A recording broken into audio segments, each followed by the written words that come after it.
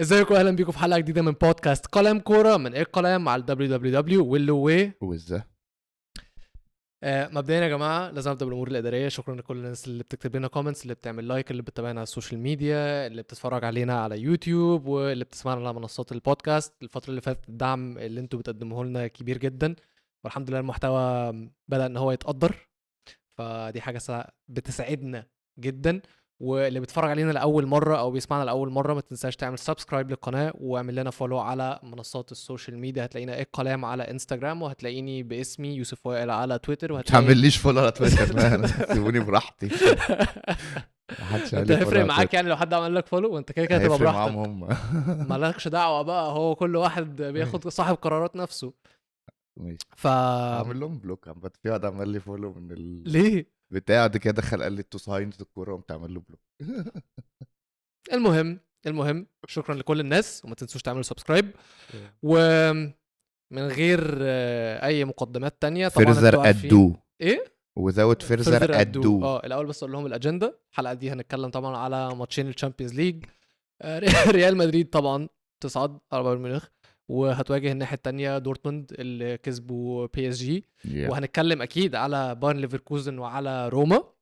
وانا ما قلتلكش الموضوع ده، انا مجهز فقره لازاي ريال مدريد كسبوا الليجا.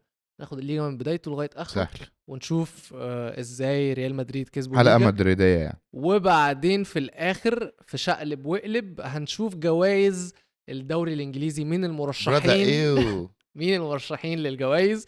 نتكلم على مرشحين ونختار مين الفائز من شفت وجهة اصلا نظرنا. الليسته، قلت دي ريفلكتيف جدا على الدوري ما في السنه 3 دي. جوائز نتكلم عليهم بعدين. كلهم معفنين. نتكلم عليهم بعدين.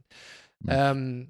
دلوقتي انا هبدا بريال مدريد وبايرن ميونخ، واسمح لي ابدا بعد اذنك. اتفضل يا باشا. ماشي، عشان كفايه ليه؟ كفايه. انا شفت فيديو لميدو. انت مش اهلاوي؟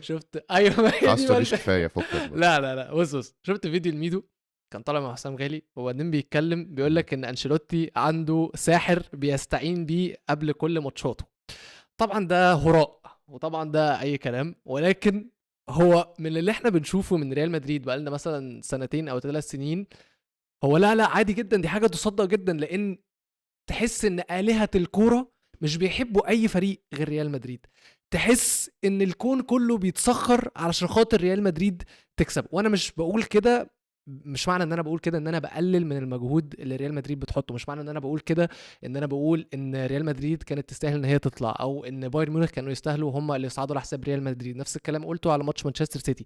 ولكن الحاجات فعلا اللي بتحصل، اللي بتوري اللي هو اللي بتوري شخصية البطل ده احنا بنتكلم عليه، بتكون مش طبيعيه. وهبدا بستات، هبدا الماتش بستات. احنا نبدا الاول بريال مدريد بعدين نتكلم على بي اس جي. بس الستات دي هي اللي بتبين لي فعلا ان الكون تآمر من اجل ريال مدريد. ليه؟ مانويل نوير من 2018 2019 لعب حاجه و40 ماتش في الشامبيونز ليج تقريبا، تمام؟ عمل 4 غلطات بس بمعدل غلطه كل 10 ماتشات.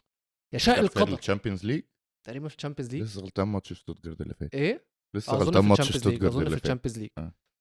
يشاء القدر غلطة كل 10 ماتشات. يشاء القدر ان الغلطة اللي يعملها من ال10 ماتشات دول يكون ضد ريال مدريد. ويشاء القدر برضو ان اول غلطة يعملها في الشامبيونز ليج من ابريل 2021 او 2022، اظن 2021، لما عمل غلطة ضد بي اس جي، الغلطة اللي بعدها تكون بعد 3 سنين وتكون ضد ريال مدريد. انت دلوقتي ممكن تعمل اي حاجة، ممكن تتشقلب، ممكن تتنطط، ممكن تطلع نار من بقك، وريال مدريد برضو هتكسب. خلاص يعني. ما انا واحده يعني، بينج بونج. اولا انا هتابع انا مسيرتي وانا بتفرج على الماتش. قولي. احنا كنا دوميننت بزياده قوي، دوميننت اللي هو مسيطرين يعني على الماتش بزياده قوي. تمام. وكنتش اتوقع كده في وجود كروس وتشاوميني مع بعض، بس هو كان عاملها حاجه صايعه. لو كروس كان تالت الباكات يعني اناوي في طلوع بالكوره، وتشاوميني زي ما تقول كده كان طعم علشان يوقف بيه يعني. كين وموزيالا دايما هيضغطوا على حد او هيعزلوا حد وكده. هو اختار ان هم يعزلوا تشاوميني وضحى بيه قصاد ان كروس يبقى حر. وبعدين خطة مدريد كانت يعني، حاول تفهم اللي انا اقوله ده. احنا كنا بنلعب كوره من بره لجوه. اوكي. يعني احنا البيلد اب بتاعنا عمق الملعب مش جزء منه اصلا. احنا بندور الكوره في الثلاثه اللي ورا اللي هم كروس، روديجر، ناتشو، مهم. وتطلع بره على فالفيردي هنا او على مندي هنا او الطويل من كروس لكارفاخال. مهم. فالزحمه اللي كان عاملها تخل في النص دي ملهاش معنى كانت بالنسبه لنا في البيلد اب او الخطوره او الجو ده. اوكي. الشوط الاول كان فيه مشكله بس شويه ان فيني كان في قلب الملعب، كنا مضطرين ندخل الكرة جوه قبل التلت الاخراني كتير. مهم. فكان بيخش في الزحمه، كان بيعدي 90% من الوقت بس كان بيخش في الزحمه لحد ما تفهمش بقى كانت انستراكشنز انشيلوتي ولا ربنا الهمه. مم. الكرة اللي طلع بيها بره اللي هو نوير لعبها طويله وبعدين قطعها وقام ملبس كيميتش كوبري في التاني وعدى وبعدين عدى من فوق دي ليخت وكمل مم. وطلعت من بعد الكرة دي ما دخلش في عمق الملعب تاني. مم. دي كانت في اواخر الشوط الاول يعني مم. خلاص. واحنا كنا خطر قوي في الشوط الاول، ووجود فيني في القلب كان مخلينا اخطر على الجون اللي هو الكرة اللي شاطها في العارضة وفي كذا كرة كده كنا قريبين قوي من الجون. وانا كنت اللي هو بتفرج وانا واثق جدا يعني. مهم. بعد كده الشوط التاني لما بدأ من بره لجوه دي زادت اكتر. بدأنا اللي هو بقى نحاصرهم رسمي ان هم حتى لما بايرن حاول يطلع بالطويلة العلكين بناخدها وننزل ونقعد ندور الكرة من بره. بايرن بقى كان بيعمل عكس ودي كانت غلطة لا هو مدريد. تخل غلط غلطات كتير جدا لا دي في بس الاخر بس انا قصدي ان هو كان خطته كلها مينلي مم. عكس بقى من جوه لبره اللي هو احنا اوكي. بن بيلد اب من جوه. حتى كيميتش كان بيخش جوه قبل ما فيني يطلع له على مم. الخط. والخطه كلها باختصار ان انت بتروح على كين بعد ما يسقط وهو يلف يودي سانيه او يودي جنابري. في واحده مم. راحت لجنابري اللي لعبها بالعرض وما وفقوش فيها. مم. بس كل الباصات اللي كان باصيها لسانيه كان كروس مذاكر بقى. كان مم. في باسنج لين كده حتى تلاقي في واحده قام نازل واخدها من تحت كده. مم. فكان الافكار بتاعت بايرن كنا قافلينها لهم في اخر خطوه بس ده ريسك قوي ان هي لو عدت هتتجلد زي ما حصل في الجون. مم. اللي في الشوط التاني بس بلوم عليه الحاجه الوحيده اللي بلوم عليها في انشيلوتي في طول الماتش ان هو اول ما نزل ديفيز قال كارفاخال افكس لديفيز مم.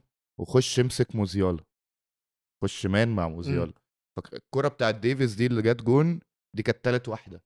مم. جت في واحده قبلها وروديجر قطعها مم. وفي واحده هو ما عرفش يوقفها ودي كانت التالته. مم. فما كانش ينفع تاخد الريسك ده وتعتمد ان ديفيز لو ضم لجوه مش عارف يشوط بيمينه اهو ضم لجوه وشوط بيمينه وكل حاجه. فكرة في ريال مدريد عامة الماتشين اللي فاتوا دول بالذات الناس تقعد تقول لك دفاعي دفاعي دفاعي دفاعي، بس ريال مدريد انت محتاج عشان تعرف تقدر انشيلوتي عامة والتاكتكس بتاعت انشيلوتي مش من اول فرجة على الماتش. يعني محتاج ان انت تكون محنك للاسف مضطر ان انا استخدم المصطلح ده او يعني لا مش محنك فرق لا على ريال مدريد كتير في وخلاص التفاصيل 10 ماشي ماتشات بس. ماشي صح، بس بس احنا اللي مش لعبنا بيتفرج. كل انواع الكوره بس انا السنه دي. بتكلم على اللي مش بيتفرج على ريال مدريد زي مشجع ريال مدريد يبقى عنده ضمير وما محتاج يحكمش هم ماتش بس بالظبط. سهله بس انت اي وبسيطه. حد بيتفرج على الماتش، انا لما باجي اتفرج على الماتش اول فرجه دي بتكون فرجه رد فعل اللي هو انا برياكت للي بيحصل. في تفاصيل صغيره كده الواحد ما بيعرفش يركز عليها عشان في حاجات كتير جدا بتحصل في الصوره الكبيره.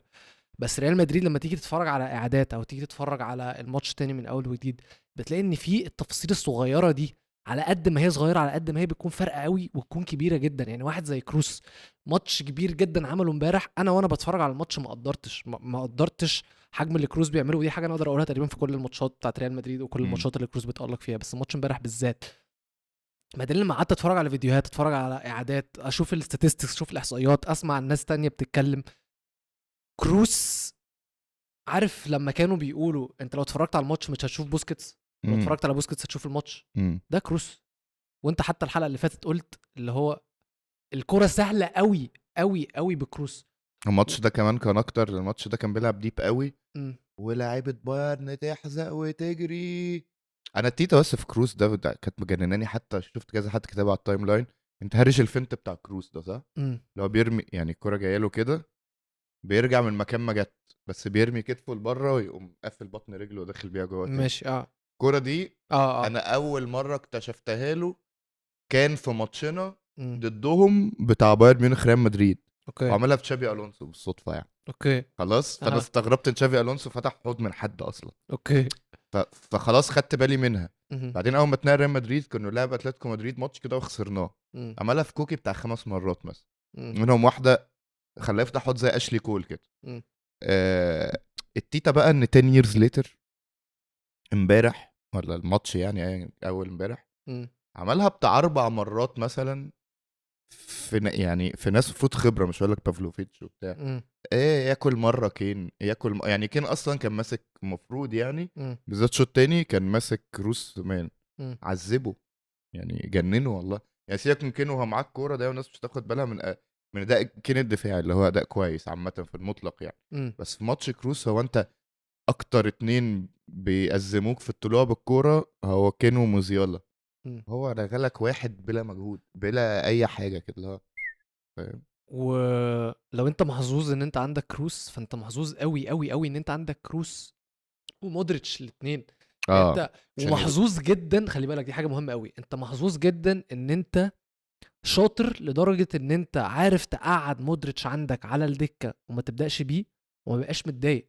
هي لعيب ادوار يعني ادوار متقسمه اللي هو بس كروس نص الماتش هتعمل لا لا لا، كده مش بتكلم ومودريتش على نص كروس الماتش هتعمل ومودريتش، كده. مش بتكلم على انك تلاعب واحد على التاني، بس بتكلم ان كروس اساسي خلاص، فمفيش اي داعي ان هو يكون متضايق. بس لعيب زي مودريتش بقيمه مودريتش وقامه مودريتش وخبره مودريتش، اي لعيب تاني مش هيكون مبسوط ان هو بيقعد دكه، مش هيكون مبسوط ان هو بينزل اوف ذا بنش. بس انت عندك لعيب زي مودريتش، الفريق اهم. مودريتش لما بينزل وزي ما شفنا حتى في اظن كان في الجون التاني لما رجع خد الكوره لعب الكورنر بعدين رجع ضرب سبرنت لغايه الاخر خد الكوره وطلع بيها تاني. في الشامبيونز ليج انت بتشوف كل الماتشات، يعني اغلب الماتشات اللي ريال مدريد بتفقد السيطره فيها او بيكون الفريق التاني ضاغط فيها كان في مانشستر سيتي وحتى ضد بايرن ميونخ. وانس ان مودريتش بينزل الملعب بس احنا بنسيطر على خلاص الماتش ايا كان مين خلاص. الخصم يعني. لا بس بيكون في فيزز في الماتشات الكوره بتبقاش معاك وتكونوا انتوا اللي مضغوطين. لما انشيلوتي بيحب ان هو يعدلها ويرجع بالانس تاني، ايوه نزل بينزلوا مودريتش ايوه عشان هو بيقول بول ترافلر اكتر يعني بيتحرك بالكوره كتير اكتر من كروس بيبقى عايز الكوره في رجله وبيلعب على الواقف كده. ليه كروس ما مش متضايق من الدور ده لسبب ان انت كروس ولا مودريتش؟ مودريتش لما تبص للصوره الكبيره ريال مدريد عامه احنا فرقه النص التاني من كل حاجه. النص التاني من الموسم، النص التاني من النص التاني من الماتش الجو ده، فهو عارف ان هو دوره اهم في النص التاني من كل حاجه. انت فاكر في الاول خالص، مش عارف دي حلقه ذات ولا لا، لما كان اول مره جينا نتكلم على مدريد قلت لك انا مش هتكلم على مدريد قبل فبراير. قلت لي ليه؟ قلت لك لسبب واحد، ان مدريد عامه احنا لو وصلنا فبراير متفوقين في الدوري فاحنا هناخده. اوكي. ولو وصلنا فبراير عندنا معرفش ايه هنتعدل. ما بناخدش الدوري كتير ليه؟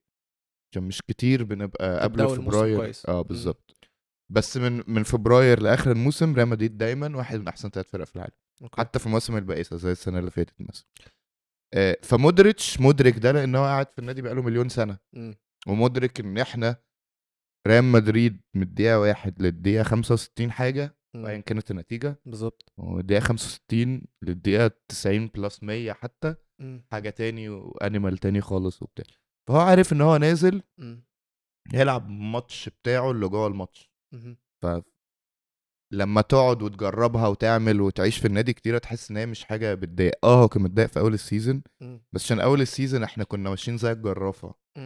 فانت كانت 90% تغييرك ان انت بتقوم منزل لو متاخر في النتيجه بتطلع كروس وتنزل ابراهيم عشان يحصل فيه حركيه وكده. انت بتلعب برضو لا ليجا وما بتلعبش حد جامد فبتبقى عايز تزنقه مش تقعد تتحكم في الريتم. او اصلا بتبدا بمودريتش في الماتشات اللي هي فيها روتيشن والجو ده فكان مقاير سيكا.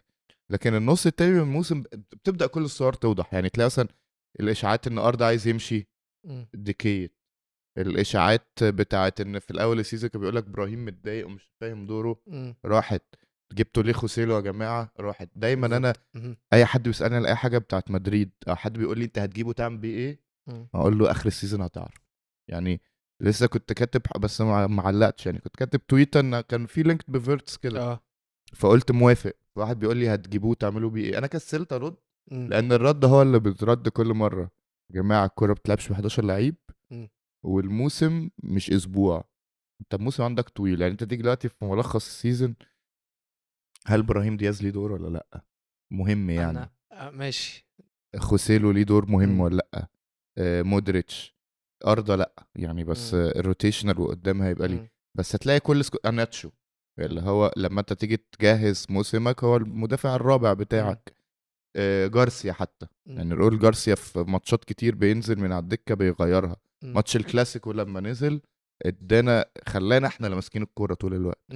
فانت بتبني سكواد، وبيلينجهام اختصرها بمنتهى البساطه لما قالوا له في اللقاء اللي هو في اسمهم ايه دول جولاسو، قالوا له خوسيلو كده، قال لهم يا جماعه السكواد ده 25 لعيب مش كلام ومثاليات وكده، انتوا شفتوا السيزون كله، انا ليا دور، ابراهيم ليه دور، كامافينجا ليه دور، خوسيلو ليه دور، كلنا هنكسب، لوكاس ليه دور، نجم الكلاسيكو فاهم.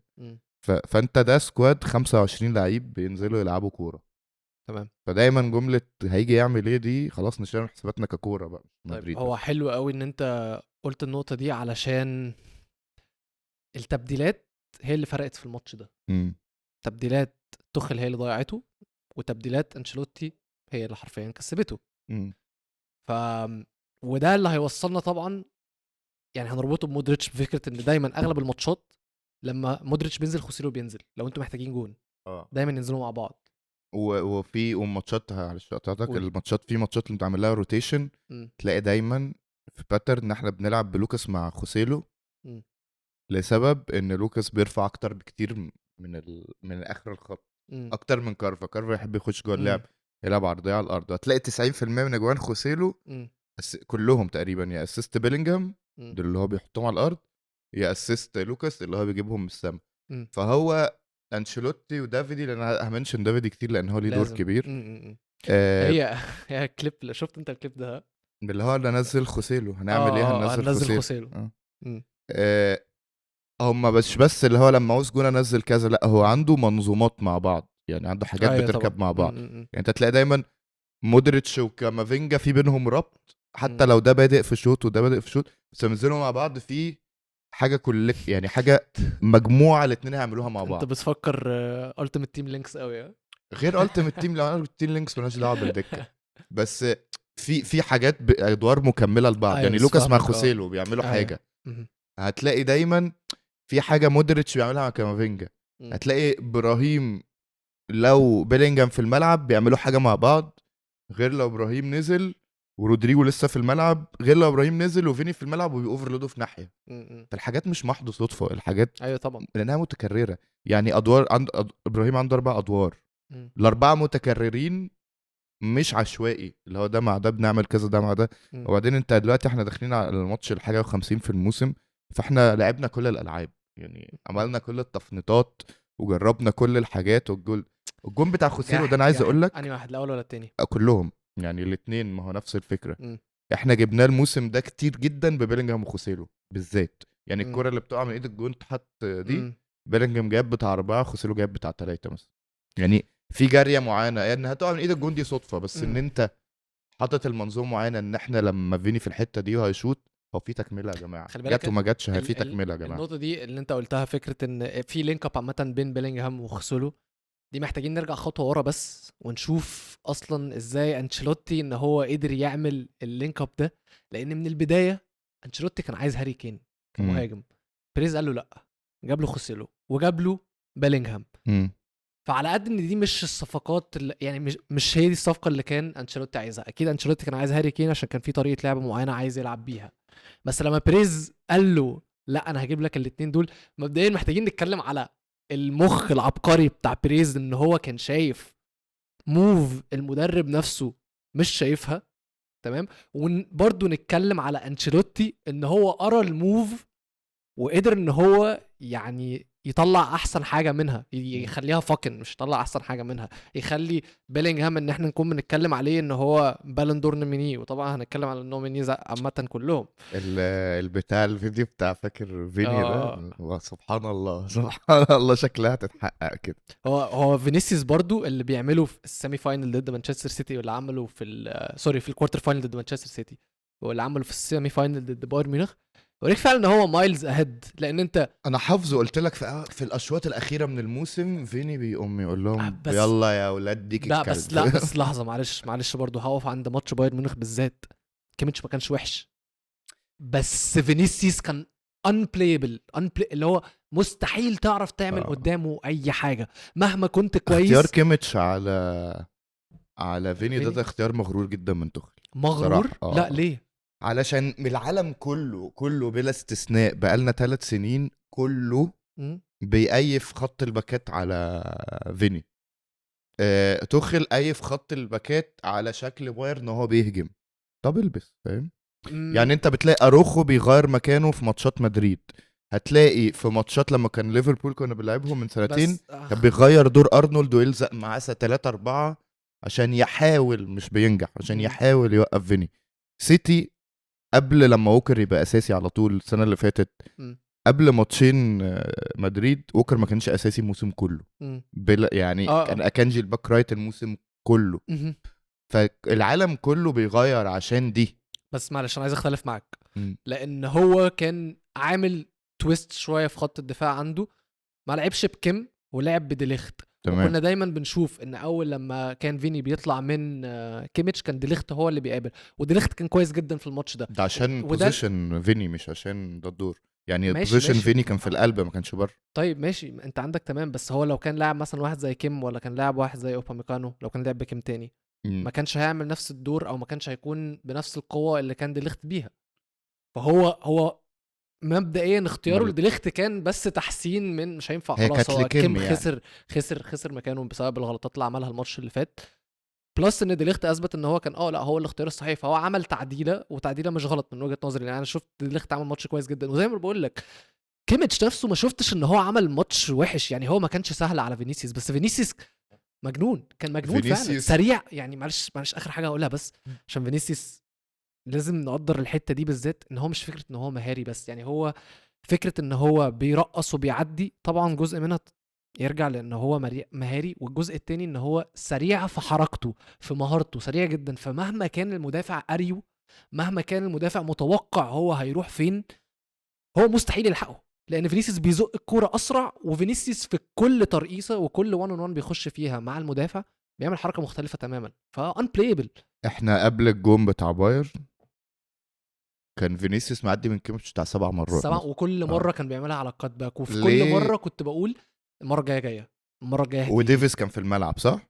اه ليه ما تقومش رامي مزراوي قدام كيميتش زي ما عملت لما نزلت كيم وتسيب ديفيس شمال، بما ان كارفاخال كان في قلب الملعب من الشوط كله، الخط كان فاضي اصلا.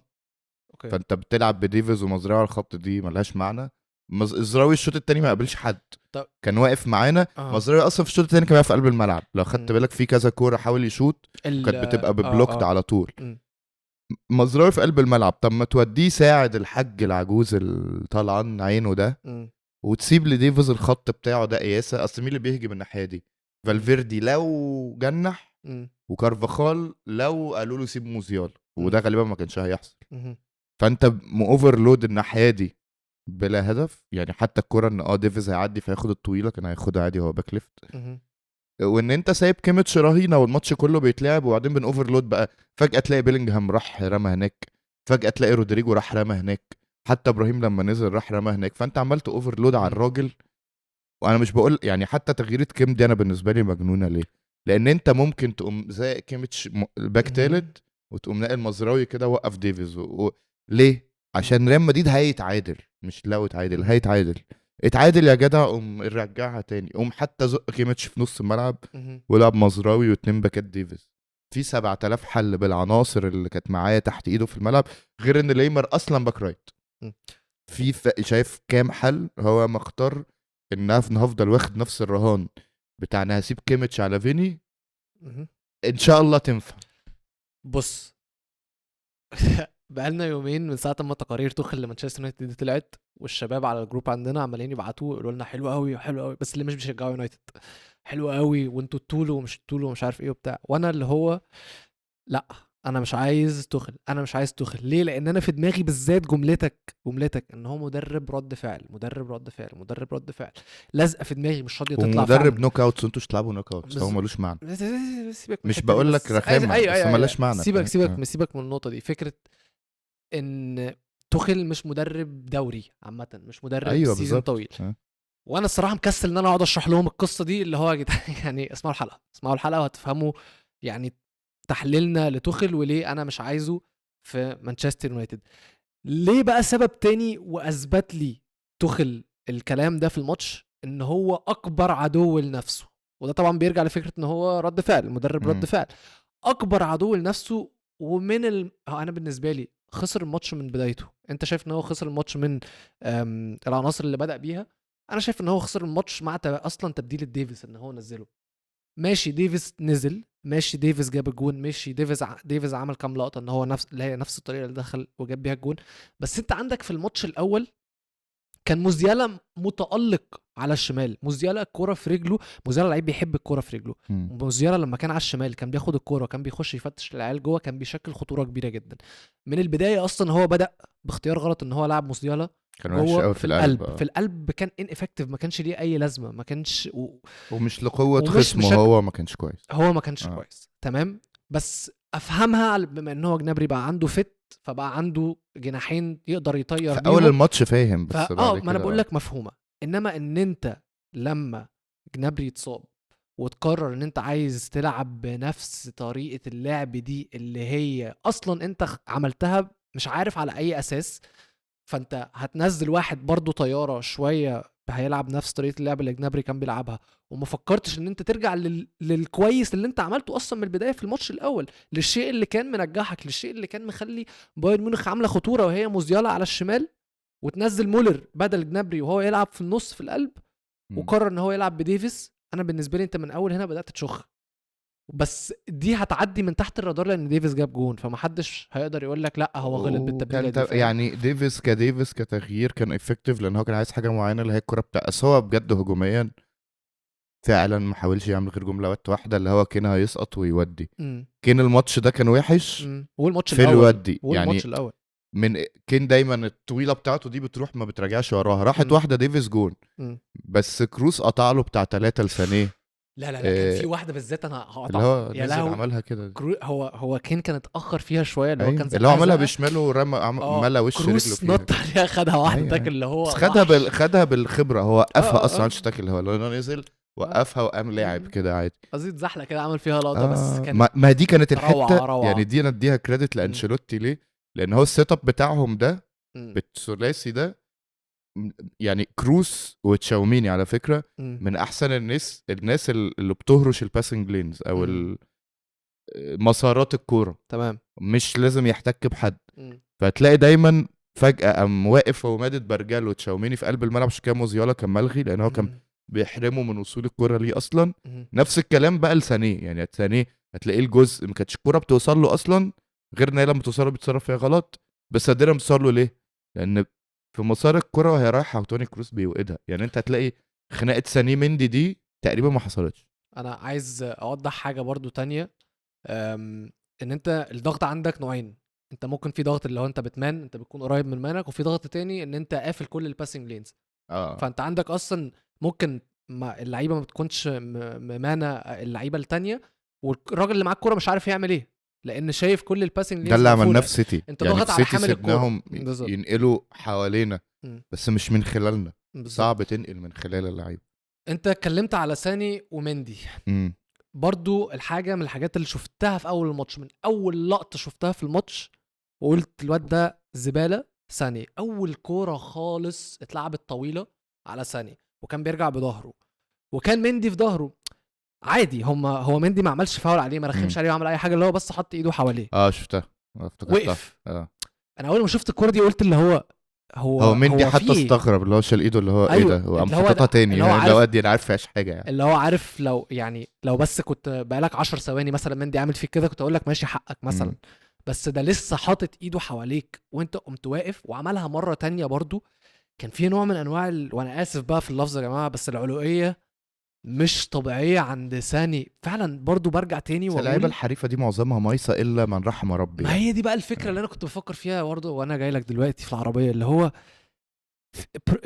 الوينجات لسبب ما برضو مش عارف ليه بقيت محتاج مدرب ببروفايل معين، مانجر معين، ان هو يعرف يطلع احسن حاجه في العيال الصغيره المايصه دي كلها. لان مش ساني بس، مش جنابري بس، زود عليها بقى اي وينجر دلوقتي من الوينجات اللي طالعين، هتلاقي ان هو برضو بيحتاج معامله خاصه. سانشو، راشفورد، مادويكي، مش عارف مين، اي وينج من الوينجات الجديده اللي بتكون طالعه لازم تتعامل معاها معامله خاصه. والموضوع اللي بقى مستفز جدا، والموضوع فعلا وضح لي ان اللغه في اوضه اللبس بين تخل وبين العيال دي مش واحده، ان الموضوع فعلا بالنسبه مفيش كيمستري بين الاتنين دول. وبرضو اللي حسسني ان تخل لا يلام برضو على الاداء اللي بايرن ميونخ بيعملوه، لان هو يعني في حاجات اللعيبه بتعملها في الملعب ما المدرب لا يلام عليها. يعني علوية ساني دي، ما هو المدرب هيعمل ايه؟ طيب المدرب بيغلط في التبديلات، بيغلط في الاختيارات، بس انت دلوقتي كلاعب المدرب اختارك غلط، فانت حظك انك بتلعب. انزل بقى اثبت بقى انك المدرب كان صح ان هو يلعبك، انزل العب وادي وطلع 100%. بس مش ثاني، مش لعيبه عامه بايرن ميونخ كانوا بيعملوا بايرن غلطات مش بقالهم طبيعيه. فتره مش في ان انا عايز اثبت حاجه لحد. دي كورتي يا عم، عاجبك مش عاجبك خد شنطك واخلع. النادي بشكل عام ان شامبلز زي ما بيقولوا، في حاله هرج ومرج. النادي اسم بايرن ميونخ كله من اصغر حاجه لاكبر حاجه. ولكن سيبك بقى من تبديل ديفيس اللي في الاول، لان بقول لك حتى لو هو غلط فيها ديفيس جاب له جون فهتعدي.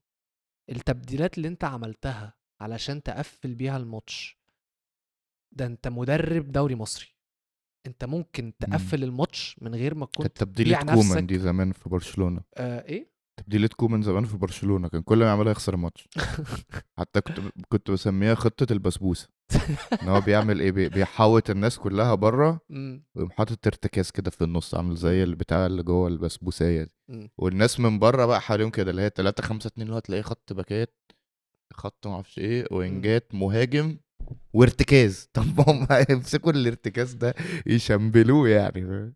وهقول لك حاجه، انت كده كنت اتكلمت ان هو كان ممكن يعمل بنفس العناصر اللي معاه يقفل برضو عشان يقعد يغير في بين الهجمه والهجمه. بس ده تاني اللي بيثبت لك ان هو مدرب رد فعل، ان هو لما حب يقفل غير من طريقه لعبه كلها علشان يعرف يقفل. وقارنه بحاجه، لما تتفرج على ماتش دورتموند وبي اس جي، ودي هنوصل لها لما نيجي نتكلم على الماتش، ما هو المدرب برضو كان بيدافع من اول الماتش تمام، بس ما كانش مغير في طريقه لعبه. طريقه لعبه لما نجحت في الماتش الاول يدبل داون عليها، ولما جاب الجون تيرزيتش، لما جاب الجون ونزل سولي وكان بيلعب ب5 ما غيرش في طريقه اللعب. وبعدين هي ممكن تتقلب لان زولي اصلا بيعرف يلعب باك رايت، فيعني لو اتعادلوا وانت لسه متاهل عادي هتقوم زي الباك رايت قدام سيكا، موقف زولي باك رايت وتقلبها 4-4 عادي يعني. هو تيرزيتش كان نازل بخطه، في خطه في دماغه وما عدلش عليها، ما عدلش عليها خالص، هو قواها كمان. يعني هو كان نازل ناوي ان هو يدافع، لما لقى ان خلاص هو محتاج يقفل اكتر زود بس من فعالية او من قوة الخطة بتاعته. انما الاول تخل كان نازل الماتش بخطة، بعدين جنابري اتصاب فعدل فيها شوية، بعدين جاب الجون شقلبها تماما وما فكرش في حاجة، ما عملش حسابه. وده بقى اللي يوريك سذاجة تخل، ان انت ما ينفعش تسيب الماتش لريال مدريد، عشان زي ما انت قلت هيجيبوا جون. هو مش لو جابوا جون. انا بقول لك حاجه، انا كنت قاعد بتفرج كده اللي هو يائس لحد ما تخل عمل تغييرات، قمت عامل زي الميم بتاع بلاي ستيشن، طالع قدام كده لاني متاكد طبعاً. ان احنا هنتعادل. وحتى لما جه الجون اللي اتلغى بتاع ناتشو ده، انا كان في مخي حاجه، هو ايه الرخامه اللي في فرقتنا دي ان انت تقعد 70 دقيقه مش عارف تجيب جون، بس لما تضطر هتجيبه.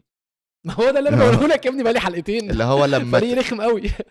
ما هي زي الاكزامبل اللي قلته لك، ان انت لما بتقعد وانت في السفاري كده تتكنب البيتش باجي، بعدين تقوم مسقط نقله وسابق كل اللي معاك في السفاري. هم بيعملوا كده. لازم ماتش برشلونه ده كان اكبر دليل، اللي هو يا برشلونه انت جبت جون، طب اهو ماشي، انت جبت التاني، طب اهو انا عايز اخلص الدوري، طب اهو فاهم. هو بيلعب على قد النتيجة، نتيجة الفرق 1 عايزين فرق 2 نجيب لكم فرق 2 زي كابنز، عايزين فرق 3 وهكذا. في حاجة بس في تيريسيتش وانشيلوتي وتوخل والجو ده فكرت فيها دلوقتي، ان كل اللي تفوقوا الموسم ده والونسو كان احطه معاهم، هي الناس اللي شافت كل السيناريوهات جوه الماتشات فما اتفاجئتش في الاشواط الاخيره. اوكي، توخل ارتجل كتير في الفتره دي، لان هو على مدار الموسم يحصل له مصيبه ويحاول يحلها فيشملها، نفس حوار تشافي وعندكوا تنهاج. لكن هتلاقي ارتيتا، بيب، الجو ده هو جرب ان هو مثلا يلعب بباكين طرف بيدافعوا او باكين طرف بيهاجموا، او في ماتشات نقفل بلوك معين. في ليفركوزن مثلا جرب هلعب فريمبونج وينج مره، ومره تيلا، ومره هلوزيك، ومره هوفمان. لا كل واحد بيهم بيعمل حاجه.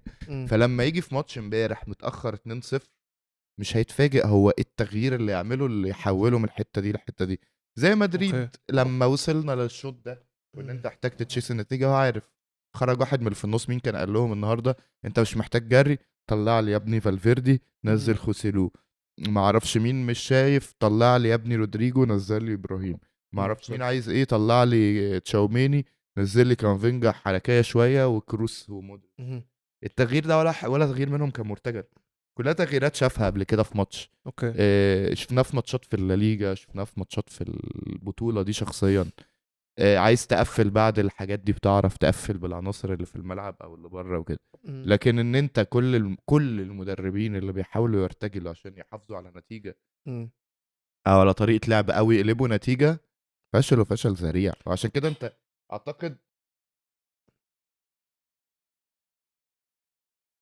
البري سيزون والحاجات دي اهميتها، وان انت فتره انه بيجهز للسيناريوهات المختلفه وعارف اللي انت ممكن تحصل مين جوه هيعمل الماتش. ايه في السكواد يعني انت عارف ان في لعيب كذا لعيب لازم يبقى عندك لعيبه هجوميه بتلعب في كذا مركز زي ابراهيم ورودريجو.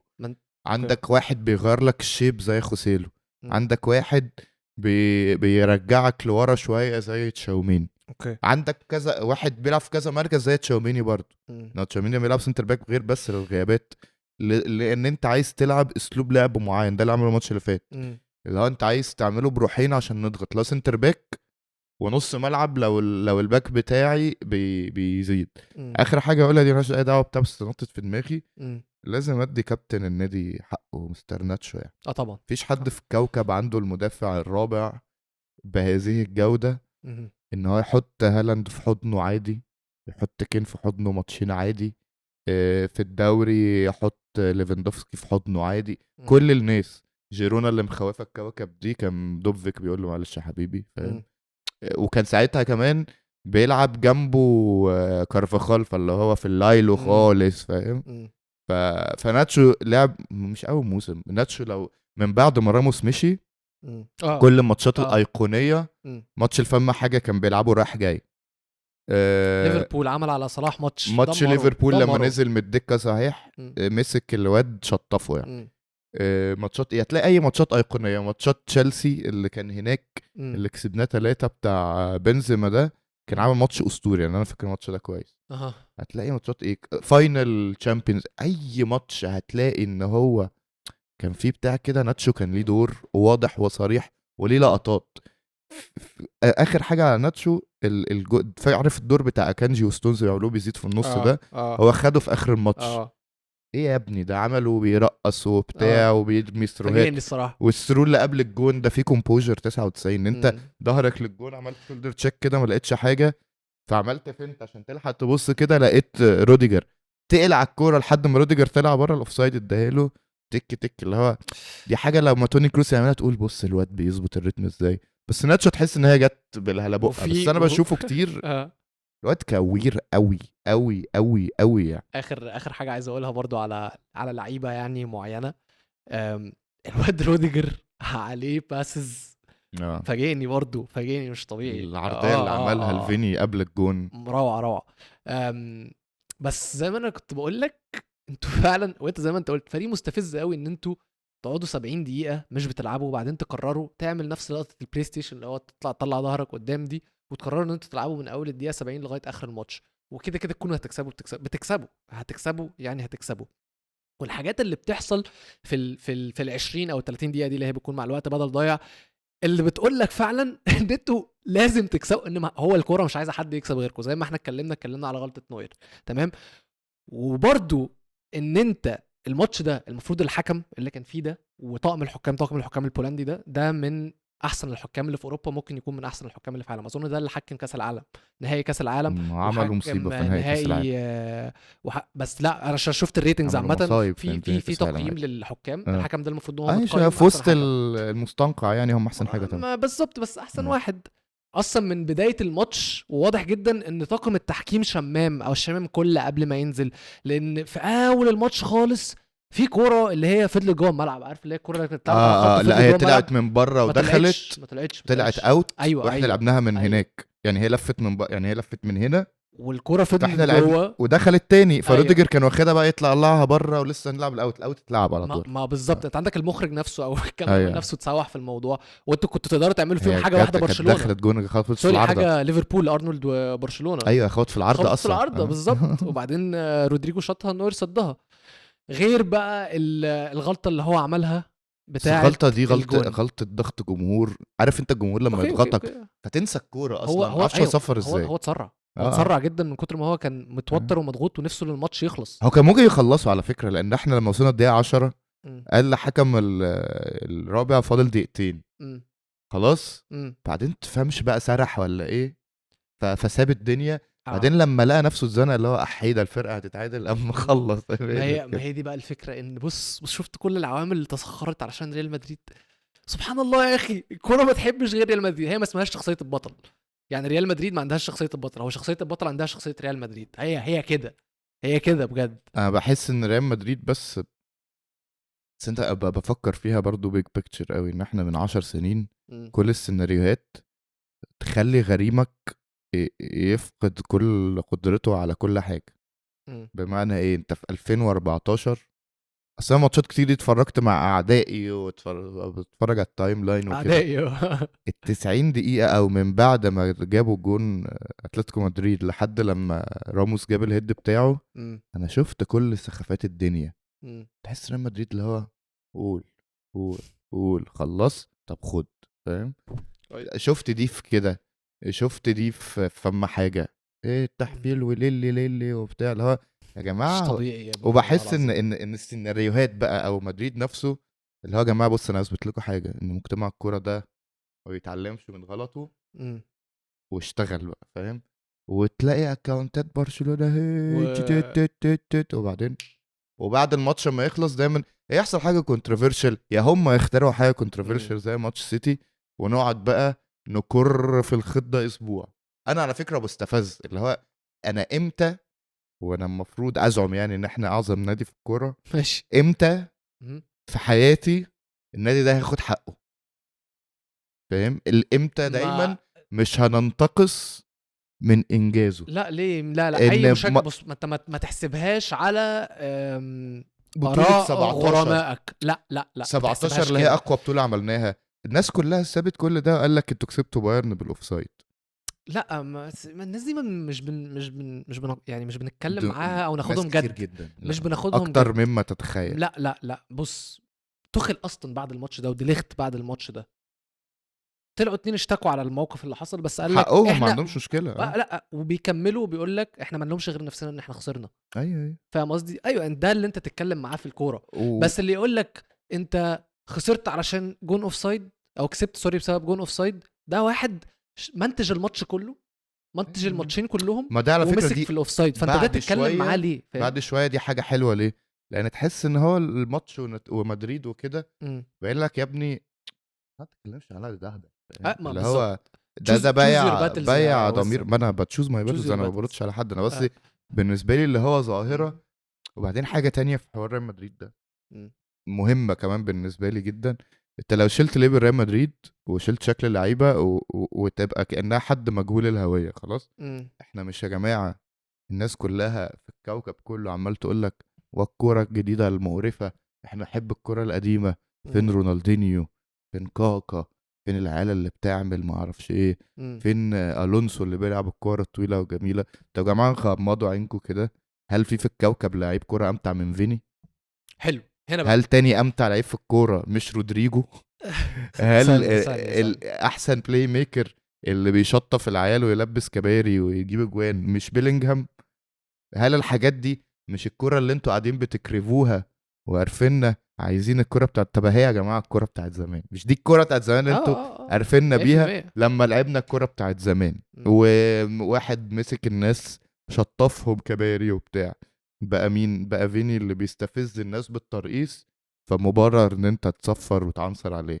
يا جماعة انتوا مجانين. انتوا مهابيش. في حاجة حلوة جدا جدا جدا في فوز ريال مدريد وتألق فينيسيوس عامة وتقدمه عامة في سباق البالون دور، وممكن احتمالية ان هو يكون ياخد الشامبيونز ليج التانية.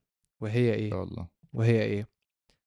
مبابي لو كان فاكر ان هو هيخش اوضه اللبس دي رافع مناخيره وان هو هيكون نجم الفريق ده، لو هو كان فاكر ان الدنيا في مدريد هتكون، مش هقول لك زي الدنيا في باريس، هتكون قريبه ولو بنسبه 5% عن اللي بيحصل في باريس، لو هو فاكر ان هو باي شكل من الاشكال هيكون فتى مدلل في مدريد، لو هو فاكر باي شكل من الاشكال ان هو هيكون النجم بتاع اوضه اللبس، فبعد تألق فينيسيوس وبعد فوز ريال مدريد في السيمي فاينل واحتماليه فوزهم في نهائي الشامبيونز ليج وفوزهم بالشامبيونز ليج، هيروح اوضه اللبس دي وهو عارف ان هو مش بس التاني، ممكن يكون التالت كمان، هيكون عارفها في قرارة نفسه وهو داخل اوضه اللبس دي. مش هيعرف لو حتى هو ساذج او نرجسي او للدرجه دي ان هو حتى مش قادر يشوف الحته زي دي، مش هيعرف ينفخ نفسه على فينيسيوس، لان فينيسيوس هيكون معاه 2 تشامبيونز ليج، فينيسيوس ممكن يكون واخد بالون دور كمان، فده انشيلوتي يعرف حاجه كويسه. يليسها لا ان سيبك الحاجات دي ما بتحصلش مع انشيلوتي 100%. انا عمرها معاك يعني. انا معاك 100% ان انشيلوتي. ابره في PSG ما كانش كده مع يا عم انشيلوتي. اسمع بس، شفت بقى الليفل يعني. ما انا بقول لك اسمع بس، انا مم. سيبك، انا واثق في انشيلوتي كده حتى لو هيحصل، حتى لو الاثنين دول الايجو بتاعهم عالي قوي، انشيلوتي هيعرف ان هو يسيستم الدنيا كلها. بس انا بكلمك كنفوس عامه اللعيبه بقى بره عن اي حاجه تانية، مش بكلمك على المدرب هيتعامل ازاي، بكلمك على امبابي نفسه بينه وبين نفسه. هو لو كان فاكر ان هو هيعرف يشوف نفسه على العيال دي، فدلوقتي مستحيل، خصوصا كمان ان هو اللي طلع في السيمي فاينل. طلع في السيمي فاينل، بعدين هو كان عنده فرصتين في ايده انه كان يبقى واخد 2 تشامبيونز ليج دلوقتي لو احنا خدنا دي يعني. هو كان المفروض يبقى في ريال مدريد من 3 سنين. حلو. وهو اللي رفضها. فانت دلوقتي هو الموضوع اختياراته بحت. اختياراتي غير مدمره حياتي. فدي اختياراته، وان هو النادي اثبت له بما لا يدع مجال بالظبط. للشك ان هو اللي محتاج. النادي بالظبط. مش محتاجه. النادي ماشي عادي، بيكسب 2 تشامبيونز ليج و2 دوري وواحد كاس في السكه ان احنا مستنينك تيجي. واعتقد بقى اكتر من كده اللي هو عشان هو انسان يعني، اللي في السنتين 3 دول طريقه تعامل بيريز معاه، اللي هو يا ابني انت عندك كم الحريه ان انت تعمله، ما تقعدش توجع دماغي.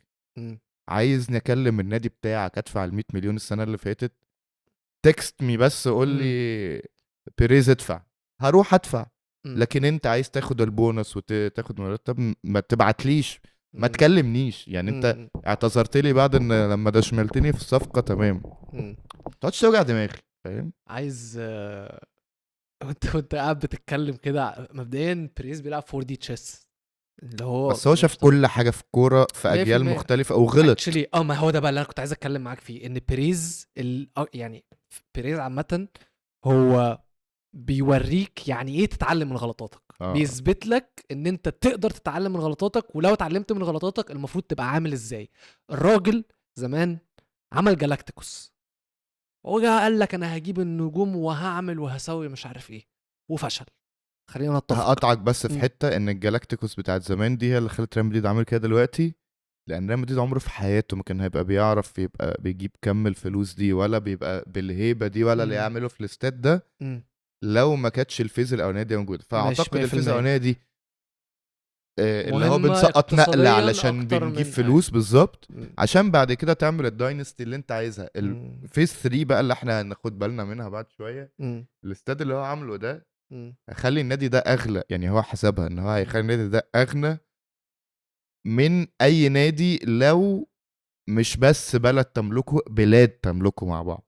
يعني ان انت قطر تملك نادي، والامارات تملك نادي، والسعوديه تملك نادي، والجو ده هو عمل ريفينيو ولفه فلوس بتعلى تصاعدي، مش بتعلى في خط كده، بحيث ان انت يا عم لو في قاره اشترت نادي عند السنه 10 والسنه ال10 هبقى بدخل فلوس قدك واكتر. ما هي اعمل اللي انت عايزه ده اقتصاديا. انا بتكلم ان هو اتعلم كرويا بقى، ده تقل بقى. لما هو عايز، على فكره هو اللي عمله اللي بيعمله دلوقتي مع ريال مدريد ده جالاكتيكوس. بس هو اللي بيصنعهم، هو ما بيشتريهمش. بالظبط، ما بيشتروش على الجاهز، هو اللي بيعمل الجالاكتيكوس. فده اللي يوريك الراجل ده فعلا. يعني عايز واحنا بنقعد تحط مزيكه الجود فاذر واحنا قاعدين بنتكلم عليه. هو عامه كل فيديو ليه اللي هو بتاع السيجاره اللي قاعد في نو كامب، وقت لما فيجو عمال يتشتم وعمال يضحك وحاطط سيجاره في بقه، ماتش ده كسبناه برضه. هو جوتد فشخ يعني. هو مش جوتد، هو الجوت يعني. ما فيش حد اصلا، ما اعتقدش ان في حد ممكن يتحط في البراكت معاه، امم غير ان هو الراجل يعني. احنا اكتر اخر حاجتين لينك بيهم في واد ارجنتيني اسمه صعب كده، بيلعب في ريفر بليت، اشول كده عامل زي ريدوندو، اوكي. عنده 16 سنه انت نسيت تدفعه فيه 40 45 حاجه كده. حاجه كده يعني. بس هو يجي كمان سنه سنتين، امم وانت جايب اندريك والحاجات دي، فانت الفرقه سورتد لسنين قدام. وغير كده هو عارف ان هو مش مخلد فيها يعني، امم هو محضر 3 4 بني ادمين هيمسكوا بعديه يعني. في الراجل فاكر اسمه ايه، دايما بنسى اسمه، اللي هو مدير صفقات، مش كلفت، واحد تاني كده، امم وده دايركتور النادي كله، ده راجل عبقري. امم نادال بدأ يدخله في التوليفة كده من تحت لتحت، لا لا، بيحضر معاه ماتشات. شو عارف، ده انا عارف ان ده حسام نادال، غالي بتاع مدريد ده. عارف ان نادال لازم يبقى فيس النادي وراجل ماشي. بتاعه كده، امم فبيدخله بيحضروا ماتشات وبيشادوا في وقت من الاوقات. وعندك واحد زي كلفت، فاهم، ما عندوش امم صفقة قلشت غير رينير اللي هو الواد امم البرازيلي ده. ومين تاني عنده مثلا بقى في الجهاز نفسه، بينتوس موجود بقى بانشيلوتي، مع انه هو الراجل بتاع انشيلوتي يعني، بس موجود. ده 9 فاينل لبينتوس يعني، عشان 9 فاينل اختصر لك بس يعني. بالظبط. يعني فلا هو باني فرقه. وبعدين احنا كمان عندنا سبحان الله امم ابناء العاملين كلهم لا. شاطرين. انت عارف انا الموضوع يعني ده. بينتوس ابنه موجود محلل اداء، خلاص هو اللي آه، بيعمل الريبورتات بتاعت ده الماتشات. كنت لسه بقرا عنه قد ايه الراجل ده مهم جدا في الفريق. ودافيدي امم الفرقه كلها عارفه ان هو راجل امم دماغه في الكوره يخرب بيتك يعني. امم فسبحان الله، حتى الحاجه اللي دايما العالم كلها بيفشل فيها، امم ان ابناء العاملين دايما بيصححوك، امم ابناء العاملين بيعلوا من قيمه النادي يعني. سبحان الله، اخو العاملين تشافي هناك الناحيه التانية مدشمل يعني فاشخ الدنيا، فاهم. لا لا جاحد.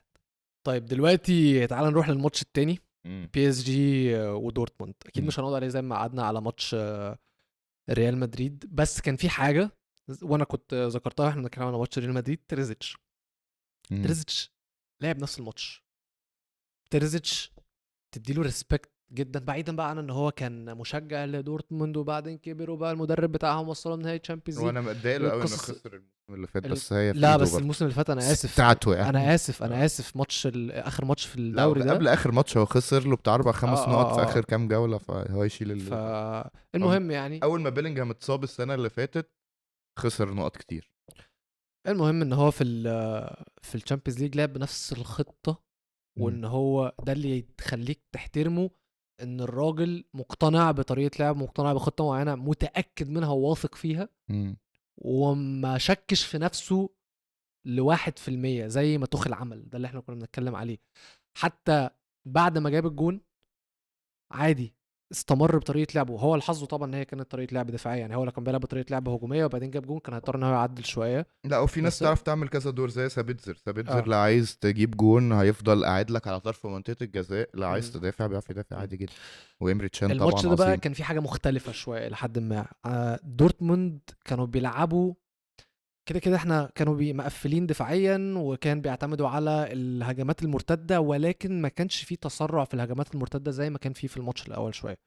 ده بيرجع لحته ان هو مش عايز يخسر الكوره. هو بيعتمد على الهجمات المرتده، ولكن في نفس الوقت كنت بتلاقي ان هم طالعين هجمات مرتده ومبطئين، مم. مش فاتحين طيارات بيو بيو بيو بيو بيحاولوا يوصلوا بسرعه. لا لا عادي، لو في فايبل اوبشن، لو في اوبشن تمرير متاح مم. للعيب اللي على الكوره بياخده. بس لو في اوبشن صعب بيهدى بيستنى. عايزين يمسكوا الكوره شويه، مش عايزين يخسروا الكوره، لان هم عارفين ان بي اس جي هتكون ضاغطه. ولكن حتى لما كانوا بيخسروا الكوره تيرزيتش كان واثق في اللي هو بيعمله، لان على الناحيه التانية انت انريكي ما قدمش اي حلول مختلفه. مم. يعني هو عمل تعديلين بس في التشكيله بتاعه بي اس جي.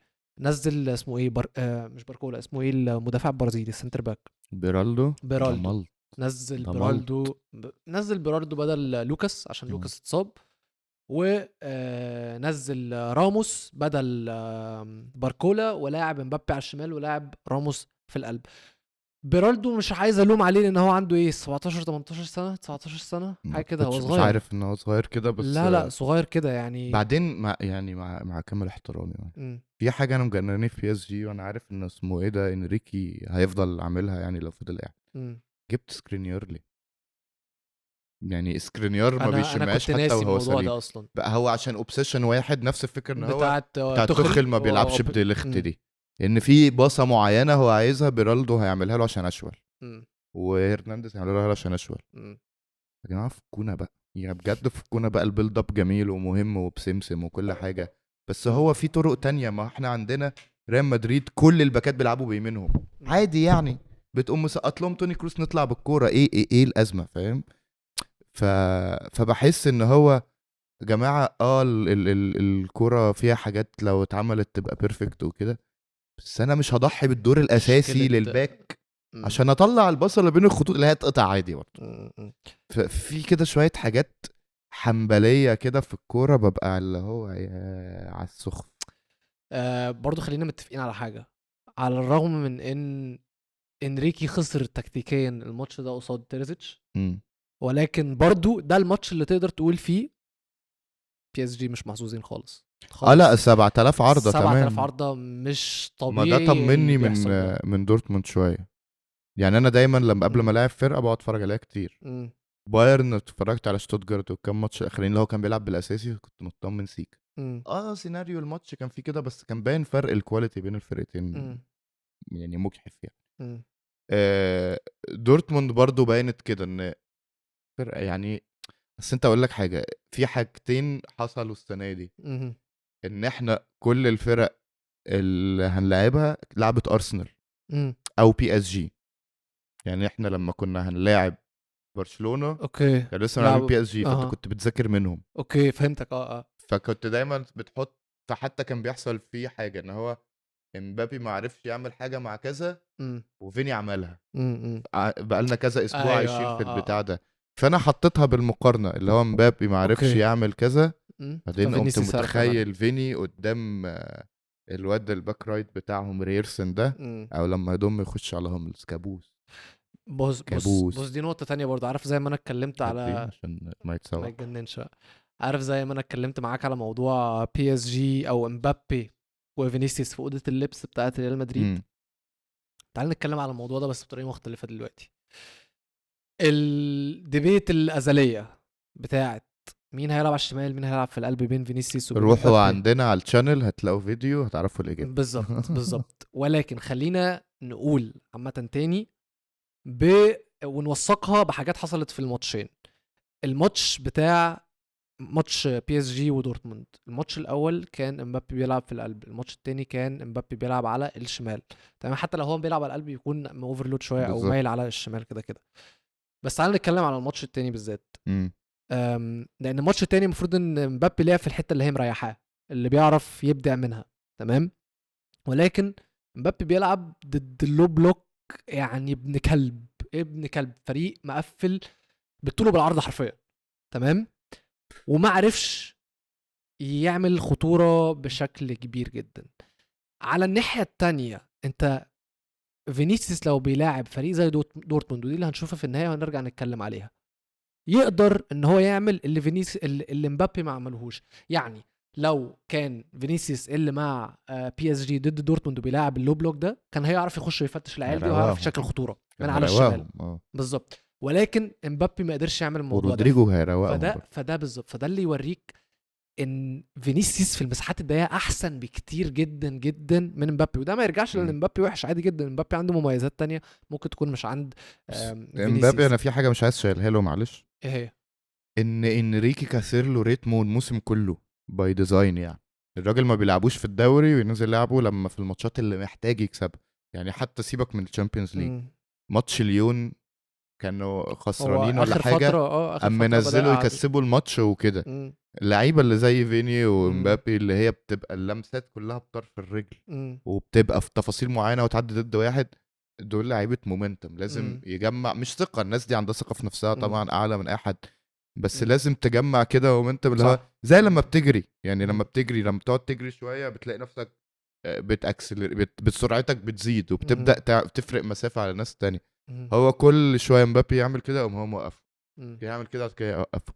بانت قوي من اول ماتش برشلونه، جاب فيها جوان وكل حاجه والجو ده، بس في حاجه في لمسته، في استلامته، في قراراته. مش متلينه. ايوه بنت قوي بقى أيوة، في أيوة. ماتش دورتموند كان بيستلم غلط كتير جدا، يعني كتير جدا. كرة تنزل ويستلمها تطول. حاجات دي حساسيه ماتشات. هتلاقي بقى مبابي ده لو واخد كل الريتم ده، وده اللي انريك كانش عامل حسابه فيه، اللي هو ده مبابي يعني. اللي بياخدهم في ظهر بعض دي بتفرق. الاكزامبل التاني اللي هو مفيش اعظم منه في الدنيا، ميسي السنين اللي فاتت مع بي اس جي. ميسي بيستلم غلط من امتى تشوف يستلم غلط؟ بس ميسي مش عايز يلعب وانزل في الماتشات اللي انا عايزها وكده، فاللمسه نفسها بدات كده، فاهم؟ فدي جزء الناس مش الناس يعني، بس مش برضو متقدر في ان انت قد ايه في الامتار الاخيره في الموسم دي مهم ليها ان انت تكون ماشي اوكي. برتم خطوات انا ثابته معاك، في انا معاك الموسم وكل كله. حاجه، بس خلينا برضو متفقين ان فينيسيوس على الشمال هيكون احسن بكتير لا جدا فينيسيوس من عشان مفيش حد احسن منه، لا لياو بالظبط ولا بالظبط. مبابي ولا اي وخلينا حد برضو يعني. متفقين ان مبابي في القلب هيكون احسن من فينيسيوس، لان مبابي وهيتعود القلب بتاع ريال مدريد ده مش قلب اصلا. مبابي عنده حته نجاعة التسجيل دي عامة أيوة ممكن تكون أكتر من فينيسيوس بيعشق التفتيش والمراوغة أكتر ما بيحب تسجيل الأجوان. مبابي تحس إن هو العكس، مبابي تحس إن هو كل خطوة، كل ستيب، كل مراوغة، كل خطوة بياخدها بيعملها من أجل التسديد، سواء بقى التسجيل أو إن هي مبابي يعني كنت بتفرج على الماتش ومش مصدق نفسي إن مبابي مش بيضيع أوف تارجت.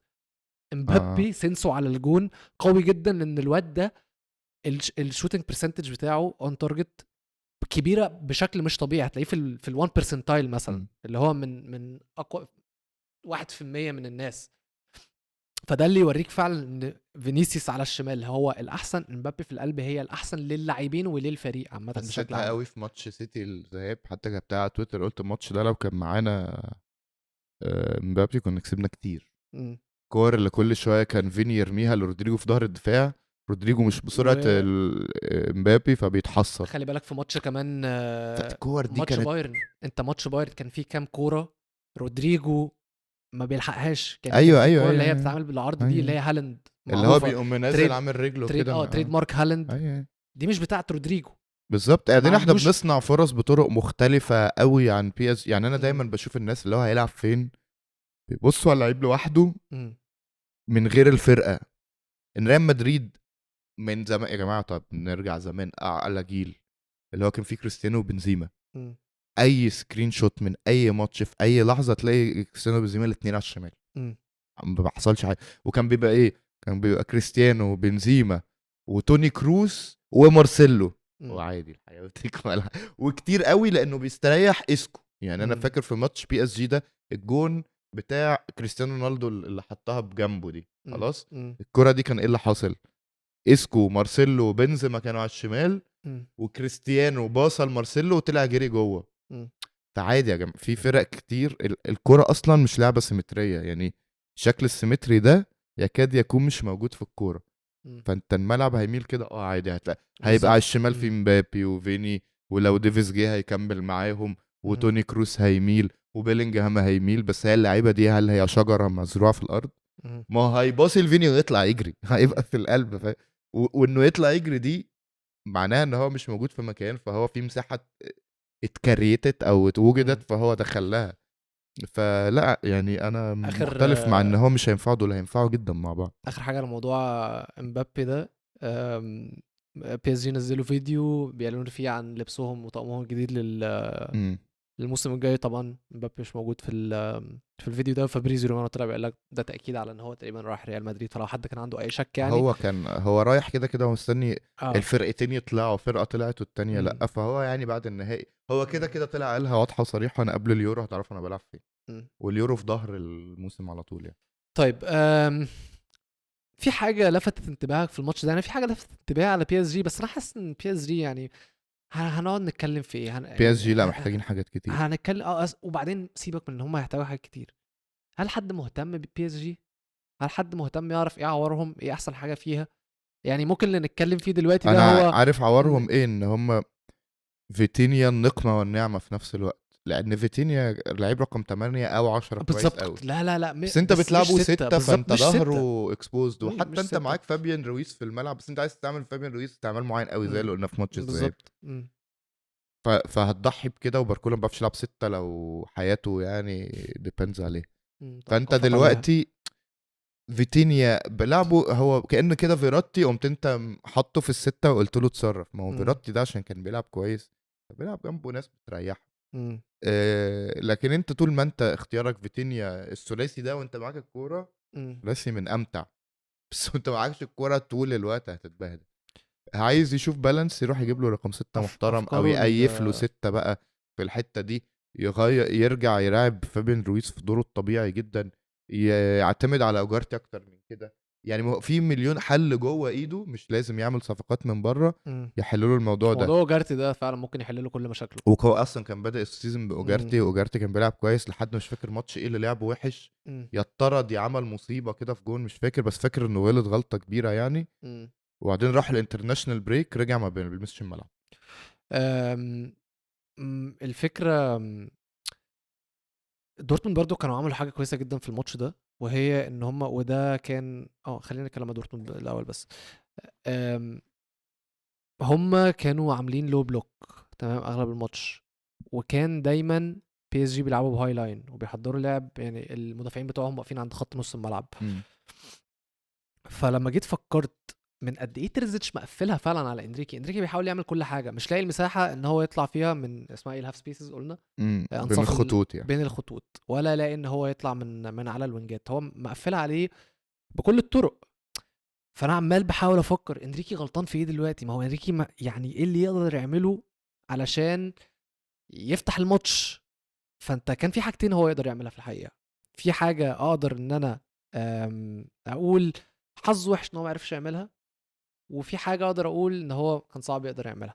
الحاجه الاولى هي ان انت ممكن تحضر من ورا، حضر من ورا من تحت خالص، خلي لعيبه دورتموند ان هم يضغطوا عليك، خلي المساحات تتفتح بين مش الخطوط. تقدر تجبر الناس. بايرن بايرن حاولوا يعملوها وقلنا لهم بالظبط. حضروا من ما هي مش هجيلك اصلا. ما هو بالظبط، ما هو ده اللي انا كنت هقوله اصلا، حتى في ماتش بايرن ومدريد كده، وكانت باينه جدا. عشان كده بقول لك لا الوم انريكي عليها ان هو ما كانش يقدر يعملها، ان لعيبه دورتموند كانت دايما مش بتضغط بعض نص الملعب، ما بتضغطش في نص ملعب بي اس جي. النقل اللي انت بتعمله ده نقل سلبي بالظبط. بالذات ان انت يعني احنا مثلا في مدريد تقدر تقول انه حاجه تخاف شويه لما توني كروس بينزل فيها، بس انت يعني مين التخين في السكواد بتاعك ده اللي سواء من قدام هيسقط تحت او تحت اصلا اللي هيعمل اي حاجه تذكر؟ مين يعني مين؟ بعدين ماركينيوس، بيرالدو. في الماتشات اللي زي دي بقى بيوريك فعلا الماتش ده بيثبت لك وبيوريك اهميه الضربات الثابته. اهميتها فعلا. يعني انت فريق زي بي اس جي ده لو كان قرر ان هو يدي بس الضربات الثابته اهميه زياده في التدريبات الاسبوع اللي فات، كان هيكون في جعبته حل يقدر ان هو يساعده، لان خلاص هي متقفله عليه من كل ناحيه. ولكن اللي شفناه هو ان الضربات الثابته دي هي اللي ساعدت دورتموند، رغم ان هو يعني هم ما عملوش اي حاجه سوفيستيكيتد يعني، ولا اي حاجه معقده في لا وبعدين هي ما كانتش حاجه فيها يعني تمرين، هي رفعه كده على الله ان شاء الله يعني. واسمه ايه برالدو باين قوي قله الخبره في كوره زي دي، يعني ان هو انت طالع بعيد عن هوملز وسايبه يسبقك وحاجه نيله يعني، بس زي ما بقول لك عيل صغير فلا الومه يعني. ف بس ده اللي بيوريك قد ايه عامه دورتموند عملوا ماتشين، عامه عملوا سيمي فاينل كويس جدا. وانا عايز ان احنا نبقى نعمل بريفيو اللي هو لما نيجي نتكلم على الفاينل ازاي كل فريق وصل لحد هنا، ونشوف مشوار الفرق. الاثنين كانوا مشوارهم صعبه، بس فرق يعني اوبفيس ريال مدريد في الامتار الاخيره يعني كان اصعب. بس فعندك اي حاجه تانية عن دورتموند وبي اس جي؟ لا عندي حاجه تانية عامه على الشامبيونز ليج، ان انشيلوتي اعظم مدرب كوره. نخش على بقى. بس في حاجه بقى غريبه جدا، انشيلوتي ده معاه 6 دوري بس. انا عارف، انا مش بقول لك ان دي حاجه هتحدد هو كويس ولا مش كويس. 5 بلاد مختلفين او 6 بلاد مختلفين. هو لا يعني ما عادش مع ولا فرقه كتير، يعني هو اكتر اتخن فرقه قعد فيها 3 سنين. ما انا عارف انا بس كل اللي بقوله ان دي احصائيه غريبه جدا، ده موضوع غريب جدا، لان الراجل ده في الكوره من زمان، الراجل عنده قدهم تشامبيونز ليج. ده بقى الاغرب. انت حاسب اللي هتاخدوه دلوقتي؟ ماشي. لا ده اغرب بكتير جدا فعلا الصراحه، يعتبر مغروره يعني. ريال مدريد كسب الشامبيونز ليج، ممكن دي تضرب في وشي، بس انا كل المرات اللي قلت كده ما ضربتش في وشي يعني. اللي هو وقت ماتش سيتي الرهان اللي خدته ده كان رهان صعب قوي، بس بالمخ يعني، بالمخ، وبالذات ان الفرقه بتاعتنا دي مش فرقه مغروره هتدي كل ماتش حقها. وبعدين انا في حياتي انا شفت مدريد خسر نهائي واحد في حياتي كلها، مم. زراجوزا في الكاس في المقاويه بتاعت ريال مدريد. اوكي. ما شفتش في حياتي ريال مدريد بيخسر اي نهائي ايفر من يوم ما اتولدت لحد النهارده. شفتنا بنخسر هو اظن دوريات اظن وبنطلع اظن من انتوا اخر كاس كؤوس. تخسروه نهائي، سوري، تخسروه كان من 30 سنه حاجه كده. كنت اخر شايف نهائي احصائيه خسرناه شبيهه. كان ضد دورتموند، بس من الاخر يعني. ده دورتموند امتى ده؟ لا دورتموند ايه، كان يوفي ولا خسر؟ لا خسرنا نهائي من دورتموند ولا كان بنفيكا؟ في ده نهائي في خسرناه من التسعينات، في فرقه، ايوه كانت التسعينات التسعينات تقريبا. ايوه ما انا بقول لك كده. تقريبا دورتموند حاجه استنى. و30 سنه. أم... طيب انا بس هقول لك حاجه. انا عارف مم. ان احنا كنا متفقين ان احنا نعمل مشوار ريال مدريد ده، بس الصراحه حاسس ان احنا اتكلمنا عن ريال مدريد كتير قوي قوي قوي قوي. و وهيجي وقت تاني وهيجي وقت تاني ان احنا نتكلم على الموضوع ده، عشان احنا عايزين نتكلم على هما كسبوا الدوري ازاي دورتموند والدوري. صح زي ما ده قلت سنه لك. كام؟ آه، 81. 81 اصلا، يعني 40 سنه تقريبا. اه بس فده اللي هيدخلنا لا ده انا قريت حاجه ما يعني ما علينا، بس هي اخر مره خسرنا كان 81. طيب ده هيوصلنا لفقرتنا الاخيره، مم. وهي جوائز البريمير ليج. الدوري يو الانجليزي اعلن عن، خلاص بقى مش كل مره هتقعد تقول لي الإفيه ده، خلاص.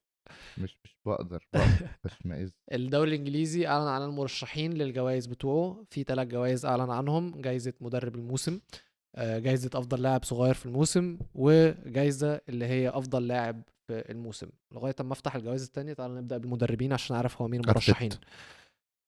طب واحدة واحدة، احنا عايزين نتكلم نشوف المرشحين، نشوف مين قريب ومين. أنا على فكرة معاك، هو أرتيتا كده كده أحسن مدرب. التلاتة اصلا بالنسبه لي واضحين، مش حاسس في منافسه في التلاتة. طيب تعال نمسك واحدة واحدة بقول.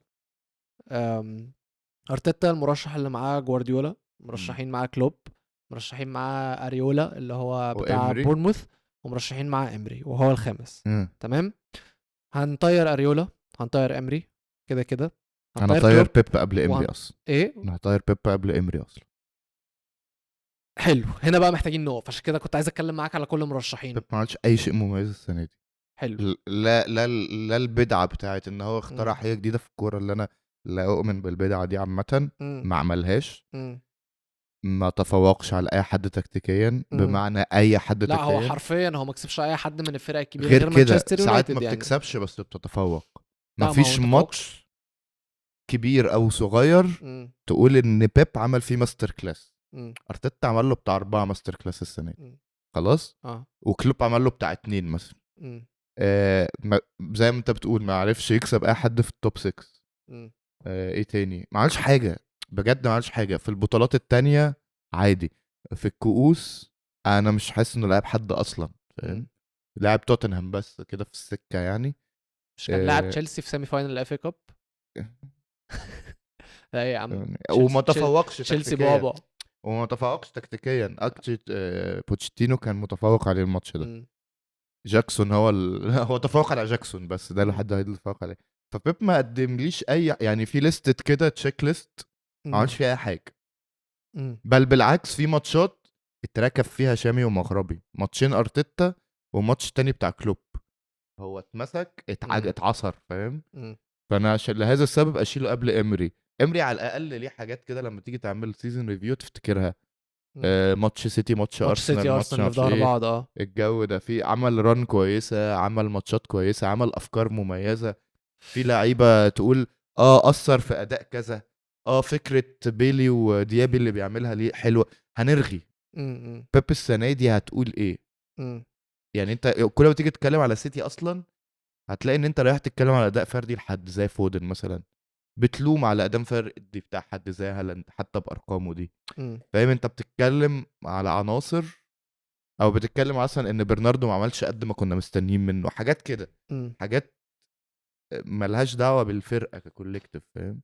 بص يعني حتى ما انا عندكش الستونز بتاعت السنه اللي فاتت. يعني بص انا هتفق معاك كده كده. كلوب مثلا، انت اتكلمت على جوارديولا، ليه جوارديولا ما يخشش فيها؟ انا بالنسبه لي كلوب على قد الصراحه ما ان هو لا يلام بشكل كبير جدا، عشان الفريق اللي معاه فريق يعني اللي هو بيعمله بيه لغايه دلوقتي ده الصراحه اعجاز كروي. ولكن لما تيجي تقارنه بارتيتا اللي هو طبعا الفائز بالجائزه دي، لا ارتيتا خصوصا النص التاني من الموسم من بعد ما رجعنا من البريك، ارسنال فريق يعني متكامل. ارسنال فريق بيعمل كل حاجه بيرفكت. موضوع الضربات الثابته، الريكورد الدفاعي بتاعه، الريكورد الهجومي بتاعه، الطريقه اللي هو ايف بيها لعيبته عامه. هافرتس شويه مهاجم، شويه مش عارف ايه، شويه تحت المهاجمين في نص الملعب، اوديجارد شويه على الشمال شويه على اليمين.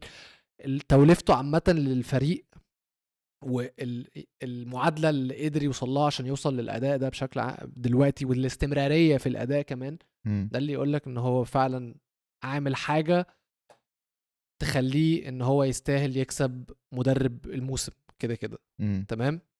فدي اول جايزه. تاني جايزه عندنا بلاير اوف ذا سيزون، افضل فودن. لاعب في الموسم.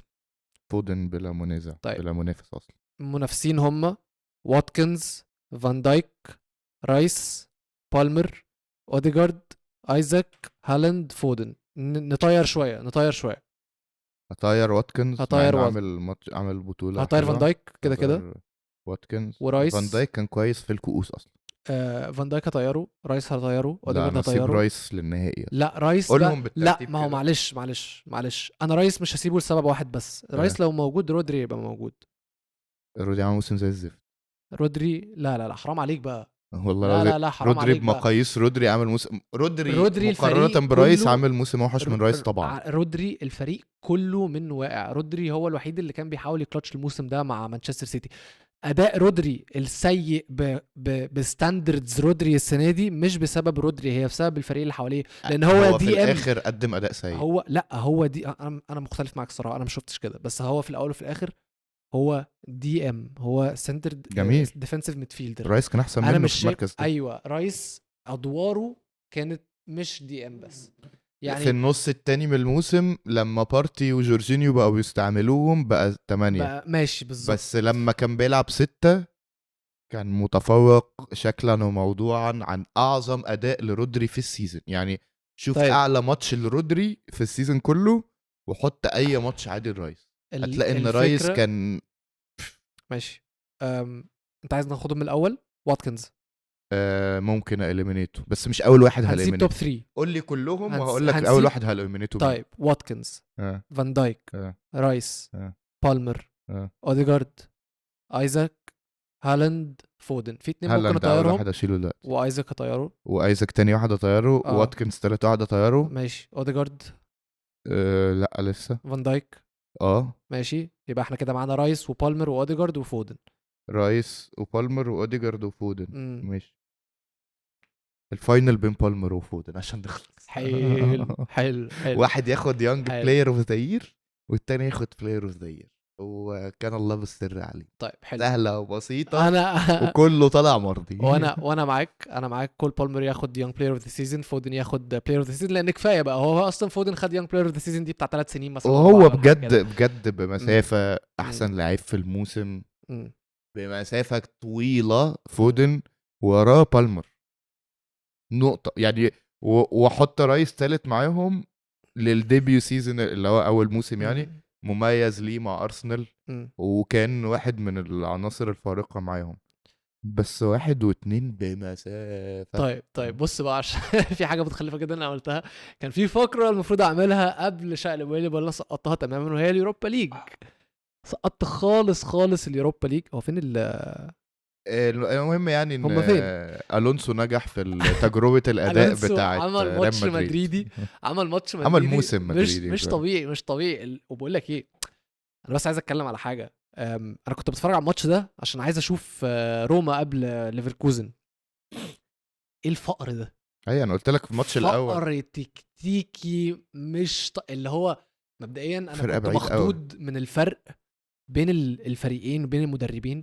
الفرق دايما بص المسافه بين الخطوط وبين اللعيبه بتاعه روما وبين الخطوط وبين اللعيبه بتاعه ليفركوزن. يا نهار اسود. انا قلت لك في الدور الاول هم بيستلموا نص الملعب، بينزل يستلم الباكات بعدين يقوموا واخدين الكرة جارين 70 متر يلعبوا الكرة الطويلة في ليفركوزن ينزلوها ينزلوا يلعبوا الكرة. ما هي دي الفكرة. اللي هو ايه الماتش. عشان على فكرة انا ما اتفرجتش على ماتش العودة من كده. انا كنت قاعد فاضي. انت عارف هو هيمشي ازاي. زهقت بقى يا جماعة. حتى الماتش ده لو خلص 4-4 انا قلت لك الماتش الاولاني روما ما فيش كوره بس راحوا كوره لتامي ابراهام ضيعوا الجون فاضي. هيجيبوا جوان وكل حاجه لان هم بيلعبوا كوره رتيبه بس فيها رفع وفيها خبط وكيعان وكده.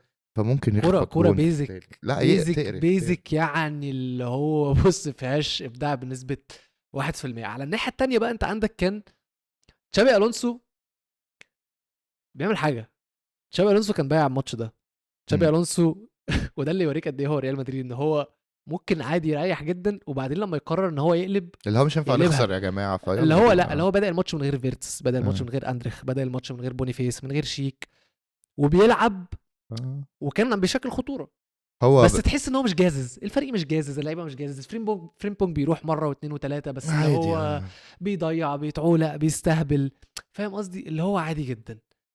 بعدين مره واحده بيفتكروا تقريبا اللي هو لا ده احنا عندنا ريكورد، ايوه سيبك ايوه. بقى من ان احنا هنتاهل. يعني هو مش هو عامل زي الملاكم، عارف اللي بيقعد يستنفذ طاقته اللي قدامه ويقعد الجاب، يجمع لا يقعد بوينتس. يقيس يقيس لا يقيس وغير يقيس كده وبتاع. اضربني يا عم، اضربني خلصت. طب يا ويزنقوا ابني في الركن وخلصنا انت بص الماتش. لغايه دلوقتي بايرن ليفركوزن مسجلين 17 جون في الموسم بعد الدقيقه 90 او في الدقيقه 90 او اكتر. جابوا جون ضد اوتنسن، جون ضد فيردر بريمن، جون في ضد لايبسيج، شتوتغارت، هوفنهايم، ويست هام، فرق ساندهاوزن، كبيره يعني. كاراباج. خلي بالك كاراباج ده جون في الدقيقه 92، جون في الدقيقه ايوه 93 هم كانوا هيخرجوا. تاهلوا اصلا، انا فاكر انت كان شفت الماتشين دول. كانوا هيخرجوا. مم. باتريك شيك نزل وهو اللي جاب الجونين دول. جون في الدقيقه اصلا 94.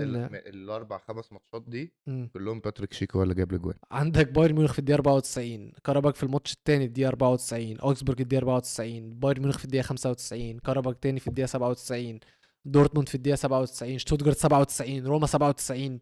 ايوه ايوه. ده اللي هو فعلا بيقول لبريز بقول لك ايه انا نصهم جاهز. نصهم شيك اصلا، بيقول يعني لبريز نصهم بدايل زي عندنا وادي خوسيلو عندك كده. اهو ده. بص بقى وانا بتفرج على الماتش مبدئيا كده هو هي باست الحته بتاعت الكلاتش تايم، فدي تشيك تمام. باس بتاعت السوبر سابز خوسيلو عنده تشيك تمام.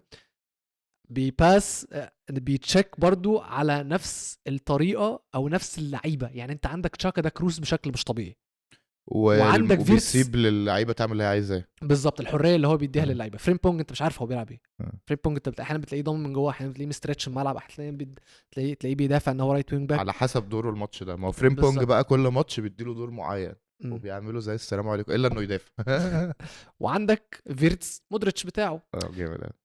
فالراجل وانا بتفرج بعدين الموسم اللي هو عامله استثنائي جدا. يعني بص عد معايا، لا هو احسن موسم لمدرب في تاريخ الكوره في موسم واحد. ايوه طبعا انت بمسافه هو اكتر واحد عمل ران بلا هزيمه، اكتر واحد اهان، اكتر واحد عمل كل حاجه. فهو تعالى موسم استثنائي طبعا ولن يتكرر. تعالى نعد ناخدها من البدايه ماشي. مبدئيا خد الفريق وهو بينافس على الهبوط، انقذ له الموسم. تاني موسم كسب البوندسليجا لاول مره في تاريخ النادي، وصل لنهائي كاس المانيا لاول مره من 4 سنين، وصل نهائي اليوروبا ليج للمره الثانيه في تاريخ النادي تمام بعد 36 سنه، وصل لنهائي في المسابقات الاوروبيه للمره الاولى من 22 سنه، حقق اطول سلسله عدم خساره في تاريخ الانديه الالمانيه في جميع المسابقات. امبارح في تاريخ الكوره حقق اطول سلسله عدم خساره في جميع المسابقات منذ بدايه المسابقات الاوروبيه تاريخيا. امبارح كده اندي 49 ماتش، وكان بنفيخا اللي معاهم 48 تقريبا. حقق اطول سلسله انتصارات في جميع المسابقات في تاريخ النادي، حقق اكبر عدد فوز في البوندسليجا في تاريخ النادي، ودول مهمين جدا. سجل اعلى عدد اهداف في البوندسليجا في تاريخ النادي، حقق افضل بدايه في تاريخ النادي في البوندسليجا، حقق اطول سلسله انتصارات متتاليه في البوندسليجا في تاريخ النادي، حقق اطول سلسله عدم خساره في البوندسليجا في موسم واحد 4 مباريات فقط، وحقق ترابل في موسم واحد من غير ما يخسر ماتش. يا جماعه انتوا مش فاهمين، احنا الانفنسبلز بتوع 2004 دول واجعين دماغ الناس كلها وداخلين التاريخ عشان كسبوا موسم اتعادلوا دوري 13 ماتش ولا 14 عشان كسبوا ماتش. موسم دوري ما خسروش فيه، اتعادلوا نص الدوري بالظبط، ومتعادلين جزء كبير جدا من الموسم ده. انت عندك راجل خد فريق 3 مسابقات undefeated. ايوه وهو ده اللي خلاني امبارح وانا قاعد مع الشباب بقول احنا في بوينت هنوصل لها، احنا هنقارن الفريق ده مع الانفنسبلز، هنتكلم على الاثنين دول سواء كانجاز او ككوره. بس دي هتكون بتاعه السوشيال ميديا اكتر، فاهم؟ 2026 دي هتبقى نهايه الكوره رسمي. إيه نظمي ده؟ عزمي لما ده يمسك ريال مدريد وريال مدريد بقى فيها مبابي واحتمال نجيب فيرتس ما هو معاه هياخد بقى معاه فيرتس كده كده وحكيمي بقى هياخد معاه والشغلانه دي، فيرتس يعني انت تكون جايب ديفيز ومبابي مم. وانشيلوتي مزيتهم له، اه فاهم؟ اه بعد كده تقوم هو جايب في ايده فيرتس، مم. ويقوم عم بريس جايب حبيبه حكيمي، مم. وفي ايه و وغالبا تكون جبت الواد يوري اللي هو السنتر باك، يوري جورو ده مم. بتاع ليل.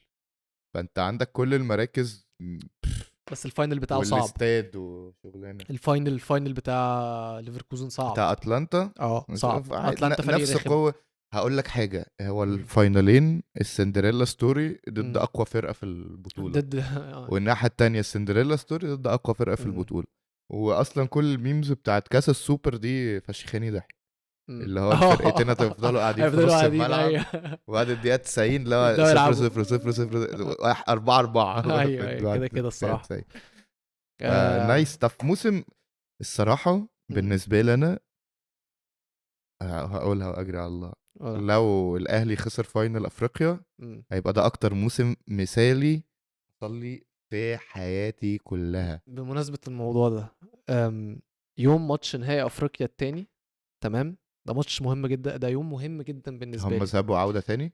اظن انا ده انا في الكلية ما اعرفش اي حاجة عن البطولة دي. الماتش يوم 25/5، الماتش ده هيكون في القاهرة.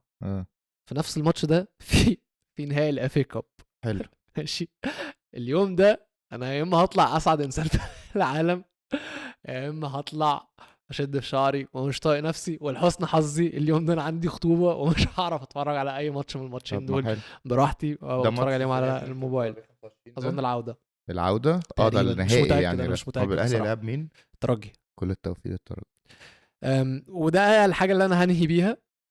انا فهمت انت ليه بتكره الاهلي وفهمت. لا بس انا ما بشجعش أيوة حد أيوة. في افريقيا، فانا ما عنديش سبب لا ان لا اكره لا الاهلي لا غير لا مش قصدي على كده، مش قصدي على لاسباب كده. شخصية بحتة. انا عارف، بس فهمت عامه ليه الجمهور سواء المصري او الافريقي بشكل عام بيكره الاهلي من اللي انا شفته في ريال مدريد. بس يعني جملة كافرة شوية بس تمام. انت فاهم احنا بنتكلم في ايه؟ ما تطلعهاش من سياقها، ما تطلعهاش من ماشي. سياقها عشان ايوه مش مش عايز، قصدي ان هم وانتوا ما زي حدش بعض، يطلعها من سياقته، ما حدش يخش لي بقى في حته مش ان قصدي ان انت بتقارن الناديين الاهلي زي بريال بعض، ان مدريد. القارتين مش زي بعض، يعني الفساد في القارة دي لا ما يقارن بفساد تقفلهاش كده، ما هي واضحه، ما هي واضحه، ما يعني لو تقفلهاش قلت لي كده. بوكا جونيورز والاهلي اقول لك ماشي. وزه سوري. وزه بوكا جونيورز والاهلي اقول لك ماشي. وزه فكك مش قادر. فكك والله. مش قادر والله. فكك. هي بتكره الاهلي للدرجه دي يعني؟ لا قارتين، بوكا جونيورز قاره طيب. فاسده وقاره فاسده. قول لي ماشي. بوكا جونيورز نادي عريق ايه جدا علاقه وجميل ان الاهلي جدا. بيكسب في ال90 بان القاره فاسده؟ انا ما قلتش 90. ما هو انا ده اللي بقول انا لك ان انا الاثنين دول قارتين فاسدين، والاثنين دول طيب ما اللي بيدومينيتوا فيهم اهلي وبوكا جونيورز، انا موافق انهم يتحطوا في جمله واحده. لكن ريال مدريد مش نفس الحاجه. ماشي يعني ماشي اما الاثنين ما عندهمش سيتي وبرشلونه وبايرن والحاجات دي. يوم ما يعني ما معظم الاهلي كان بينافسوا عشان تيكو توكو يعني. طيب كده احنا نكون وصلنا لنهايه الحلقه. شكرا لكل الناس اللي تابعونا وسمعونا. لو وصلت لحد هنا كومنت، لايك، شير، فولو، سبسكرايب طبعا دي اهم حاجه. وفي حاجه تانية ممكن نقولها؟ عايز تقول اي حاجه؟ عايز اقول حاجه بس مش عارف اقولها جوه الحلقه ولا لا، بس انت قول لي ولا لا، والجمهور يقول لنا ولا لا. مش عايز نعمل تجمع كده في النهايه اجيب كل الناس الكرويين اللي اعرفهم اتفرج على الماتش في الحته اللي قدام دي النهائي؟ اه ملهاش لازمه، اصل انتوا بتلعبوا دورتموند. اتفرجوا عليها وانا بفرح. لا هو لو انت عايزنا نيجي كلنا نتفرج عليك انت، فهو انا ممكن اقول لك حاجه انت اصلا. ورضوان انا وبيليا وعلى ممكن كل الناس اللي اسميهم إيه؟ جت في الحلقات. انا بص انا راجل مشجع كوره في الاول وفي الاخر، وماليش في جو التحفيل والانحيازات والكلام ده انا كله. جاي اتبسط. ولكن انت بدات تعصبني، الموسم ده بدا يعصبني، ريال مدريد ماشي. بدات تعصبني، فاهم؟ طيب حلو. وبعد ما انتوا كسبتوا كنت اصلا شايل هم الحلقه دي عشان اللي هو يو بقى يا عم ما انا هادي يو بقى ودخلت في موضوع تكتيكيا. ما احنا اتكلمنا في الموضوع تكتيكيا، بس ما تسوقش فيها وتقول انا عايز اجيبكم عشان تتفرجوا عليا وانا بكسب. انت كده سايق فيها. ماشي بس يعني كده هجيبهم هم كلهم ومش هجيبك ومش هنصور. بس ده الفرق يعني. كل الفرق ان انا كنت هشرك الجمهور في اليوم ده، كسبناه خسرناه. لا تمام براحتك، كله هيجي ما عدا انت، مش فارقه. شكرا ليكم، استنونا الحلقه الجايه ان شاء الله. بيس. سلام عليكم.